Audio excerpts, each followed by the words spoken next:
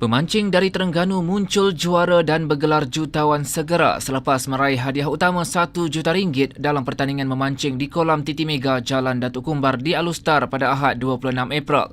Muhammad Azhar Hamzah berjaya menaikkan ikan keli seberat 9.5 kg sekaligus menewaskan ribuan peserta lain yang mengambil bahagian dalam pertandingan berkenaan. Kejohanan yang disertai kira-kira 15,000 pemancing dari seluruh negara itu menyaksikan suasana di kolam berkenaan gaman dengan sorakan dan debaran sepanjang pertandingan berlangsung. Tempat kedua turut menjadi milik peserta dari Terengganu yang membawa pulang RM100,000 selepas menaikkan ikan seberat kira-kira 8.5 kg. Sementara itu, tempat ketiga dimenangi peserta dari Selangor yang membawa pulang RM50,000 selepas berjaya menaikkan ikan seberat lebih kurang 8 kg. Difahamkan setiap peserta dikenakan yuran penyertaan sebanyak RM220. Malah penganjur turut menyediakan hadiah sagu hati RM500 dan RM440 sehingga tempat ke-700. Menjadikan pertandingan itu terus menjadi buruan pemancing dari seluruh negara.